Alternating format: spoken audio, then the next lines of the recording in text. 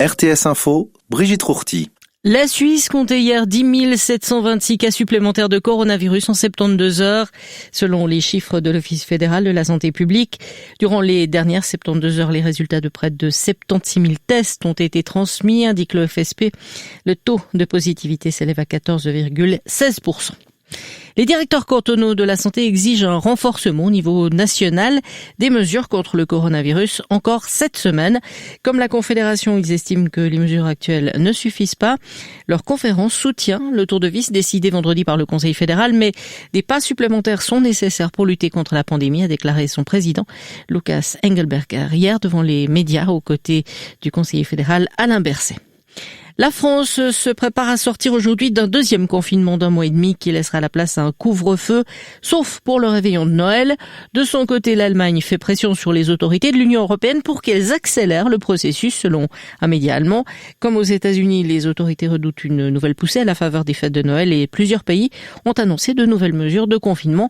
Allemagne et Pays-Bas en tête. En Angleterre, pionnière dans le lancement des vaccinations, Londres et certaines régions du Sud-Est s'apprêtaient hier à passer au 3e niveau d'alerte, avec fermeture des hôtels, pubs et restaurants en raison d'une augmentation des cas de Covid-19. La vaste campagne de vaccination contre le Covid a débuté hier aux États-Unis, une infirmière new-yorkaise devenant la première à recevoir le remède dans le pays le plus endeuillé au monde, qui vient de franchir le seuil dramatique des 300 000 personnes décédées de la maladie. Près de 3 millions de doses doivent être distribuées d'ici demain, avec l'objectif de vacciner quelques 20 millions d'Américains avant fin décembre. Mais face à cet espoir, les autorités craignent que les Américains ne baissent la garde. Le très respecté immunologue Anthony Fauci a prévenu qu'il fallait s'attendre à devoir porter un masque et respecter la distanciation pendant des mois encore.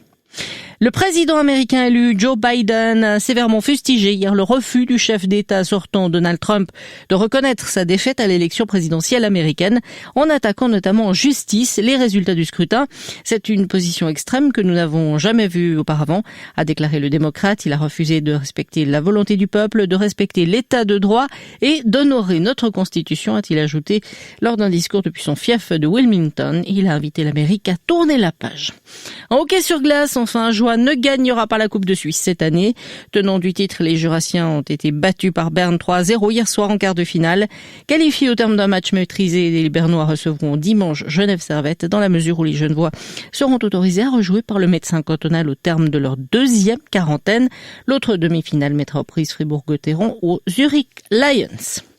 Temps généralement couvert aujourd'hui avec des éclaircies possibles surtout en Valais, précipitations intermittentes le long du Jura et sur le plateau, plus éparses dans les Préalpes et les Alpes.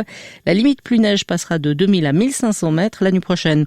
Passage progressif à un temps sec, il fera de 6 à 8 degrés au meilleur de la journée. Demain, bon de brouillard ou de stratus probable sur le plateau le matin, au-dessus de 800 mètres et ailleurs plutôt ensoleillé, 6 à 11 degrés au mieux. Jeudi, faible perturbation au nord des Alpes.